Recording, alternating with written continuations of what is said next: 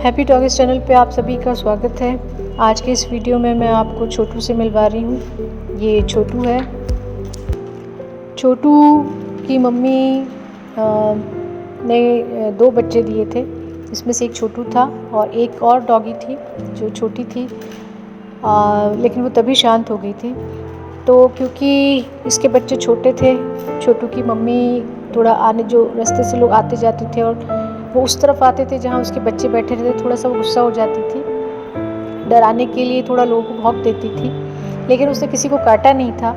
उसको अपने बच्चों की थोड़ी चिंता रहती थी। ये फीमेल स्टॉक्स में ये रहता है कि जब वो बच्चे देते हैं तो उनको ये चिंता रहती है कि उनके बच्चों को कोई नुकसान ना हो। इसके लिए वो थोड़ा सा भौंकते हैं अगर कोई उनके बच्चों की तरफ आता है या इधर से जाएगा, तो ऐसा उनमें रहता ही है।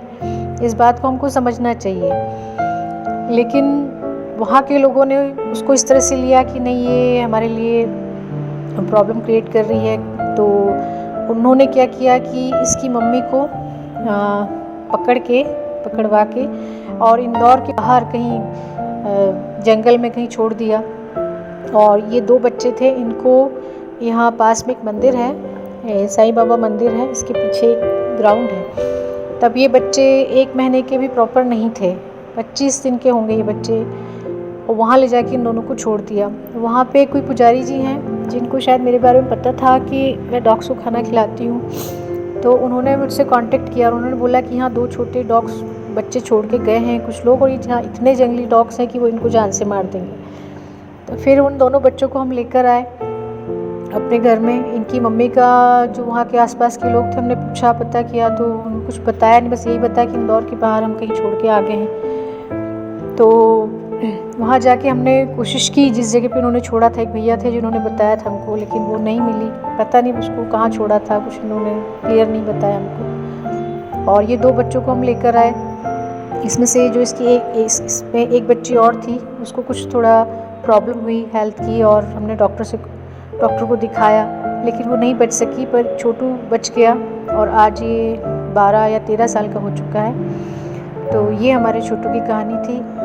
आप लोगों से मेरी रिक्वेस्ट है कि जब भी फीमेल स्टॉक के छोटे बच्चे होते हैं तो वो थोड़ी सी अपने बच्चों की चिंता करती हैं, इसलिए वो आसपास के लोगों को थोड़ा भौंकती हैं या अपने बच्चों को प्रोटेक्ट करने की कोशिश करती हैं। तो आप इसको इस तरीके से ना लें कि आप उनको कहीं फेंक दें या बच्चों को कोई नुकसान करें। इस तरह का कोई काम आप ना करें, मेरी आपसे रिक्वेस्ट है।